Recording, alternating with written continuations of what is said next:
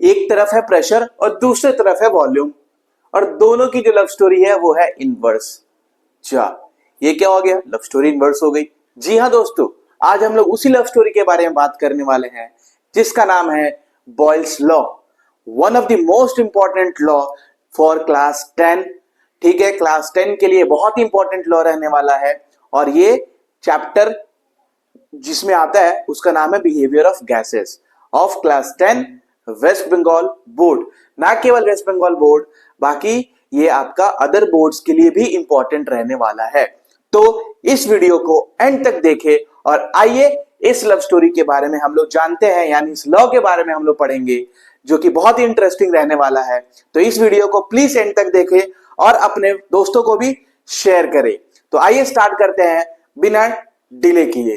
तो जैसा आप सभी को पता है कि मेरा नाम है विवेक और ये मेरा YouTube चैनल है जिसका नाम है सिंग्स ट्यूटोरियल, और मैं आप सबका स्वागत करता हूं अपने इस चैनल पे। तो आज हम लोग बात करने वाले हैं बॉयल्स लॉ के ऊपर। तो जैसा कि मैंने स्टार्टिंग में ही बोला कि एक तरफ है वॉल्यूम और दूसरे तरफ है प्रेशर, और दोनों की जो लव स्टोरी है वो क्या है दोस्तों? इनवर्स है, यानी उल्टी है। आइए डिस्कस करते हैं। तो क्या बोल रहा है Boyle's law? Of course Boyle's law यानी एक फिजिसिस्ट थे जिनका पूरा नाम था रॉबर्ट बॉयल, और ये लॉ इन्होंने इन्वेंट किया था 1662 में, 1662 में ये लॉ का डिस्कवरी रॉबर्ट बॉयल ने किया था। तो एमसीक्यू में अगर आता है तो जरूर आप लिखना कि कब हुआ था भाई? 1662 में हुआ था, और पूरा नाम इनका क्या है? रॉबर्ट बॉयल है। तो बॉयल्स लॉ में क्या बोला गया है कि at constant temperature the volume of given mass of gas is inversely proportional to the pressure of the gas, to the pressure of the gas। यानी बोलने का मतलब क्या है? अगर आपका जो टेम्परेचर है वो कांस्टेंट है, यानी वो चेंज नहीं होने वाला है, और आपका जो मास है, एक गिवन मास है गैस का जो भी की चेंज नहीं होने वाला है, यानी आपका टेम्परेचर और मास दोनों क्या रहने वाला है? कांस्टेंट रहने वाला है। तब क्या होगा? तब उस गैस का वॉल्यूम क्या हो जाएगा? इनवर्सली प्रोपोर्शनल हो जाएगा उसके प्रेशर के। यानी सिंपल सा टर्म में इसको समझेंगे, अगर मान लीजिए ये कंटेनर है, ठीक है, ये कंटेनर का ये बेस है और यहाँ पे कैप है, ठीक है, और इसके अंदर क्या है? गैस है। इसके अंदर क्या है? गैस भरा हुआ है। अब मान लीजिए जो ढकना है, ढकना बोलिए, कैप बोलिए, इस कैप को अगर हम लोग प्रेस कर रहे हैं, ठीक है, अगर इस कैप को अगर हम लोग अंदर के तरफ में प्रेस करेंगे तो क्या होगा? हम लोग प्रेशर अप्लाई कर रहे हैं उसके ऊपर, हम लोग उसके ऊपर प्रेशर अप्लाई कर रहे हैं। जैसे उसको प्रेस करेंगे यानी उस गैस के ऊपर क्या होगा? प्रेशर अप्लाई होने लगेगा, और वॉल्यूम उसका क्या होगा? डिक्रीज होने लगेगा। जरूर इसको एक बेसिक एग्जांपल में देखेंगे कि हम लोग जब अपना कहीं जाने के लिए अपना बैग जब पैक करते हैं और मान लीजिए बैग में सामान नहीं हटती है, तो हम लोग क्या करते हैं? उसको दाबते हैं ना, उस पर प्रेशर अप्लाई करते हैं, और उसके बाद एक दो शर्ट टी शर्ट डाल करके फिर से चेन को बंद करने के समय भी हम लोग क्या करते हैं? उसको ऊपर से प्रेशर अप्लाई करते हैं, उस चेन को बंद करते हैं। यानी जैसे ही हम प्रेशर अप्लाई करते हैं ना, तो वॉल्यूम क्या हो जाती है? डिक्रीज हो जाती है, दब जाती है, सारे कपड़े दब जाते हैं। वैसे ही इसमें क्या होगा? गैस दबने लगेगा, यानी प्रेशर क्या होगा? इंक्रीज होगा, और वॉल्यूम क्या हो जाएगा? डिक्रीज हो जाएगा। जैसे मान लीजिए इस ढकना को मैं दाब करके यहां तक लेके आया, तो इसके पास इतना ही स्पेस ना बचेगा। ये ढकना को मान लीजिए मैं यहां तक लेके आया दाब करके, ठीक है, तो अभी मान लीजिए यहां तक नहीं आया था, तो इसके पास पूरा स्पेस था, ये गैस पूरे कंटेनर में थी। लेकिन जैसे ही इस ढकना को मैं यहां तक दाब कर लेकर आया, तो गैस आपका कितने दूर में आ जाएगा? सिर्फ उतने दूर में आ जाएगा, राइट। यानी वॉल्यूम क्या हो रही है? डिक्रीज हो रही है, और आपका प्रेशर जो है वो क्या हो रही है? इंक्रीज कर रहे हैं हम लोग, तब जाके वॉल्यूम क्या हो रही है? डिक्रीज हो रही है। और अगर प्रेशर को हम लोग रिलीज करेंगे, मतलब प्रेशर हटा देंगे, तो वॉल्यूम क्या हो जाएगी? वॉल्यूम आपकी इंक्रीज हो जाएगी। यानी जैसे ही प्रेशर को डिक्रीज करेंगे, ऊपर की तरफ में ले जाएंगे, तो वॉल्यूम आपकी क्या हो जाएगी बच्चों? वॉल्यूम आपकी इंक्रीज हो जाएगी। तो ये दोनों एक दूसरे से क्या है? इनवर्सली प्रोपोर्शनल है, और यही चीज रॉबर्ट बॉयल ने अपने इस लॉ में बताया है, ठीक है, यही चीज रॉबर्ट बॉयल ने अपने इस लॉ में बताया है। तो क्लियर हो गया लॉ? बहुत ही इजी लॉ है और one of the most important है। क्लास 10 के वेस्ट बंगाल के बच्चों, आप जरूर इस वीडियो को देखो और आप जब देख रहे होगे ना तो अपने दोस्तों को भी भेजो कि बहुत इंपॉर्टेंट है। और यहां से न्यूमेरिकल भी आता है जो कि और ज्यादा जरूरी होने वाला है। तो उस न्यूमेरिकल का जो फॉर्मूला है इसी लॉ से मिलेगा और आपको ये लॉ डेराइव करने के लिए भी दिया जाता है। और एंड में मैं एक ऐसा चीज बताऊंगा ना जो आप पूरा कंफ्यूज जन जो होगा उसको सुन करके वो दिक्कत आपकी दूर हो जाने वाली है। तो प्लीज एंड तक बने रहो और इस वीडियो को देखो, ठीक है? क्योंकि एंड में ऐसा कुछ बताने वाला हूं ना कि आप बोलोगे जा ये तो बॉयल्स लॉ के उल्टा हो गया, लेकिन ये लॉ भी सही है और वो जो चीज मैं बताने वाला हूं ना वो भी सही है। क्लियर? तो एंड तक बने रखो, ठीक है? वहां से मार्क्स आ सकते हैं आपके बोर्ड्स में, ठीक है? तो ये क्लियर हो गया। जैसे हम लोग यहाँ पे क्या किए, हम लोग यहाँ पे क्या किए, प्रेशर को, राइट, प्रेशर को क्या किए, इंक्रीज किए, राइट? प्रेशर को हम लोग क्या किए, इंक्रीज किए। प्रेशर को इंक्रीज किए तो वॉल्यूम क्या हो गया,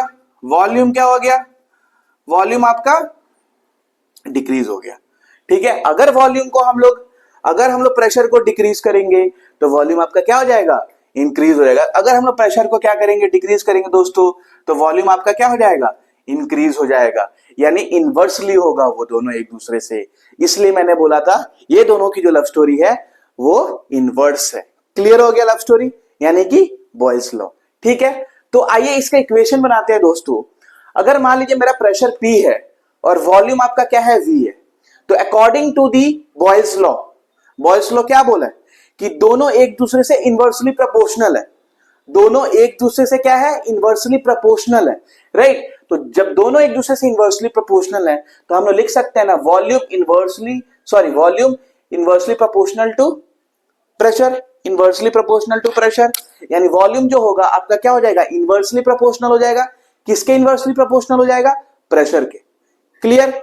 where temperature and mass are constant, जब ये तभी होगा जब आपका जो टेम्परेचर है, इस कंटेनर का जो टेम्परेचर है या इसके सराउंडिंग में जो टेम्परेचर है वो सेम रहने वाला है, चेंज नहीं होगा, तभी ये चीज अप्लाई होगी।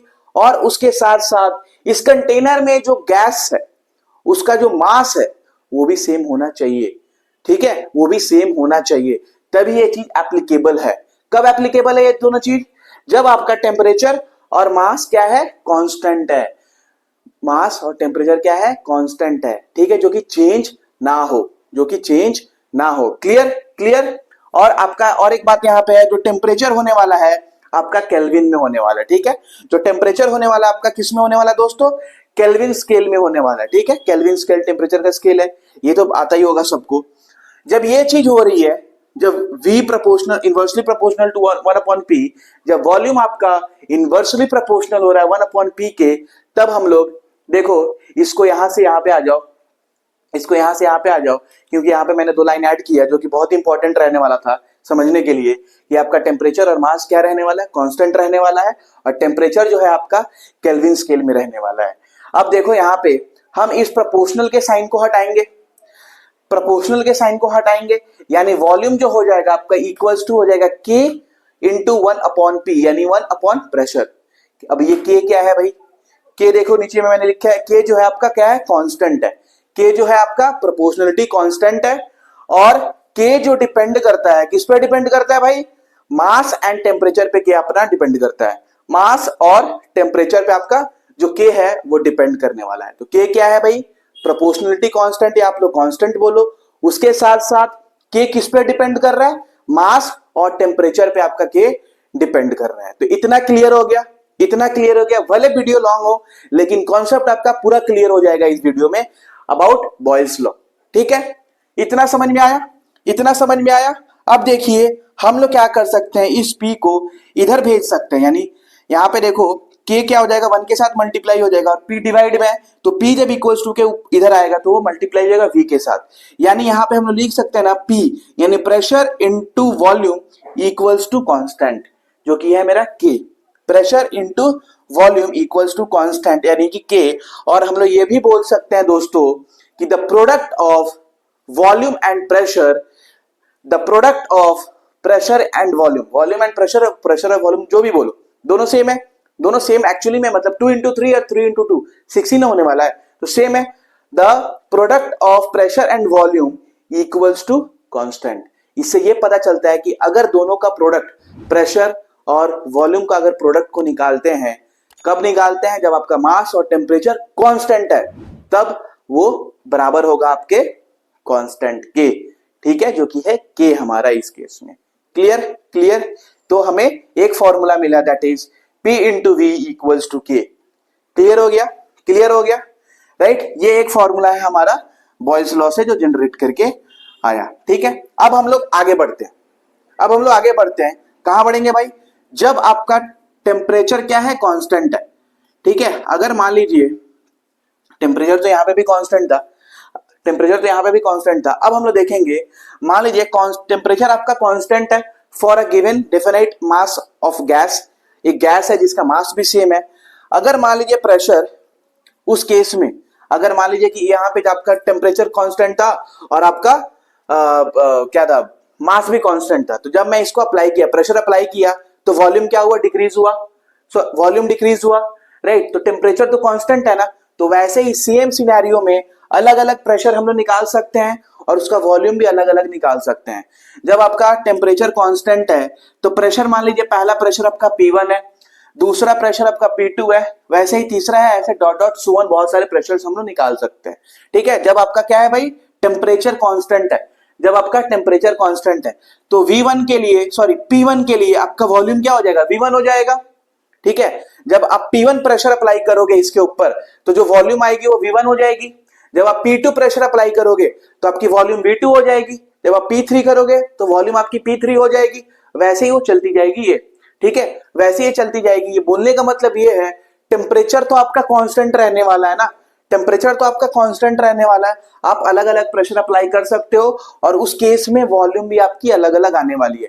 यानी जब आप P1 प्रेशर अप्लाई करोगे तो वॉल्यूम आपकी V1 आने वाली है, ठीक है, V1 आएगी। वैसे जब आप P2 करोगे तो V2 आएगी।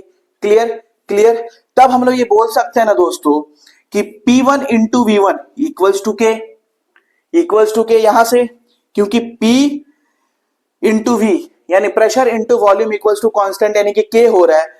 तो हम लोग यहाँ पे तो बोल सकते हैं ना, जो प्रेशर और वॉल्यूम का जो प्रोडक्ट आया, प्रेशर 1 और वॉल्यूम 1 का जो प्रोडक्ट आया, वो आपका बराबर होगा कांस्टेंट के, जो कि है K।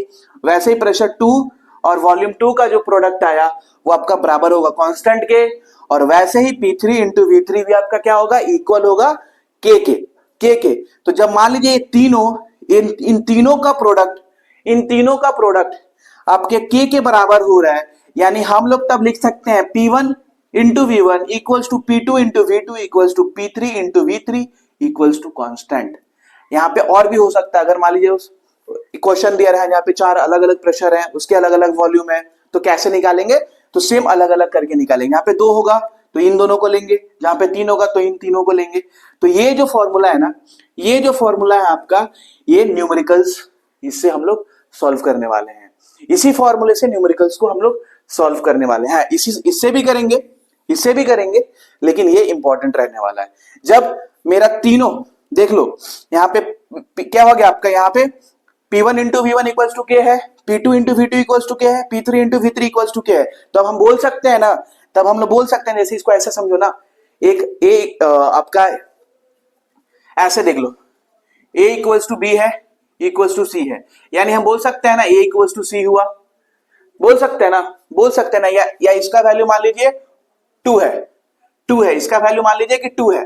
A equals to B equals to C equals to 2, यानी यहाँ पे A का भी वैल्यू 2 होगा, B का भी वैल्यू 2 होगा, C का भी वैल्यू 2 होगा, राइट। सेम चीज है यहाँ पे कि P1 into V1 equals to K, P2 into V2 equals to K, P3 into V3 equals to K। Therefore we can conclude or say that P1 into V1 equals to P2 into V2 equals to P3 into V3, right. और ये क्या है? अलग अलग pressure है with respect to अलग अलग volume के, और ये सब इक्वल होगा आपके कांस्टेंट दैट इज K के, ठीक है, जो कि K के। यानी यहाँ पे हम लोग इसी चीज को देख लो, यहाँ पे तो यही बोला था ना, देख लो यहाँ पे ये इक्वल्स टू K हो रहा है, ये इक्वल्स टू K हो रहा है, ये भी आपके इक्वल्स टू K हो रहा है। क्लियर? सेम चीज, सेम लॉजिक हम लोग लगाए यहाँ पे, सेम लॉजिक लगाए। क्लियर। बहुत पसीना हो रहा है।